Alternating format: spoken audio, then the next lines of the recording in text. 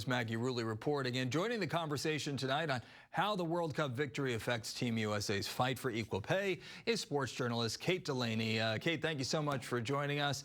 Listen, we've got a lot to talk about after this big win. Of course, first of all, the celebration is going to continue tomorrow with this parade down the Canyon of Heroes. But we want to talk tonight about this. Is this really the tipping point in women's soccer? The discrimination lawsuit that's out there, criticism over some of the celebrations during the tournament, and a lot of pressure on these young ladies in particular. And if this is the tipping point, has it or will it tip in their favor? Yeah, such a great question. I wish I had a crystal ball where I could tell you the exact answer. I think it feels like it's the tipping point. And I've been doing sports for 20 years, and I know what that's like to have to do the breakthrough thing. And I think we're way beyond that. But when you compare different sports, it's about ratings, about economics, it's about all of that. And the women certainly proved that they drew higher ratings than the men's final last year. Now, Team USA, for the men, was involved in that final. But if you broke down all of the finals and the 4 that they won, 2 of them back to back, increasingly more and more people watching the women. I think on a World Cup stage, and FIFA's pretty tough to get around, I think they need to make that right and equal the pay there. It may be tougher with this lawsuit. I think they'll get more pay. Will it be equal? I'm not so sure about that, because you have to think about, again, what's going to happen with professional women soccer players, and can they draw the numbers? But I agree with what Megan Rapinoe said in that piece. We need to take it further. What's the next step? Where are we headed next?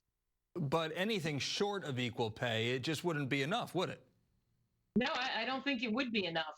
And therefore, one of the big things that I think the women are charged with moving forward is supporting these women who are playing. And it's about the personalities. You heard about young Rose Lavelle there. She scored the first goal against the Dutch. So she's got years to come in World Cup play. She needs to be a household name. A lot of people do know her name, just like Megan Rapinoe's name obviously was big, and Alex Morgan and Carly Lloyd, who came in at the tail end of the game to close it out for Team USA 36. You got to make the big names, because the bigger names, the bigger personalities, the more interest there is. And as you know, too, let's face it, the gear sold more for Nike. The women's soccer shirts, etc., for Team USA outsold all of the men. Yeah. There's definitely proof that there's interest, not just with women. I think listen, I hang around a lot of guys, as you can imagine, in my profession, and they know these names. They were supporting them. They wanted to hang out and watch the games with me. So I love that. Even politicians getting involved with the team's fight for equal pay. We just heard Senator Chuck Schumer. Today's Senate bill introduced for blocking federal funds for the 2026 World Cup until the U.S. Soccer Federation gives equal pay to its women's and men's teams. How do you see that playing out? That's a big bite that he took there, and for a big reason, because now you have the momentum, and while the momentum's hot, you mentioned the parade, of course, is coming up in New York tomorrow, so there's going to be a lot of people out there. They have to strike while the iron's hot, and they have to really force this issue. Right. And I think the federation is going to be pushed into having to get there. I really do. If they fall short, they might get so much massive criticism, it could backfire on them. Very quickly, even some celebrities are getting in on this equal pay battle. Let's listen into one.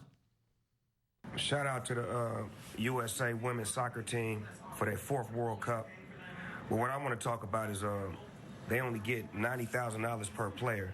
But the men, if they win it, they get $500,000 per player. The sorry men from the U.S. soccer team ain't ever won, ain't gonna ever win, can't even get out the first round. Man, pay them ladies, man. Snoop gets it. How come everybody else doesn't? He does get it. And I got to tell you, it didn't even look like he was stoned in that little so, yes, he's right. And I love that he said the numbers, because he realized it. Are you kidding me? He's an entertainer. He understands the value of entertainment, and they're entertaining. People are watching. It's ridiculous. Yeah. All right, Kate Delaney, we have to leave it there. Thank you so much. And again, we want to note that tomorrow morning at 9:30 a.m., the team gets a ticker tape parade down the Canyon of Heroes. That's immortality right there in New York City. They've become the first women's team to have this honor back in 2015, and now they're right back at it again. Congratulations again to the U.S. Women's World Cup team.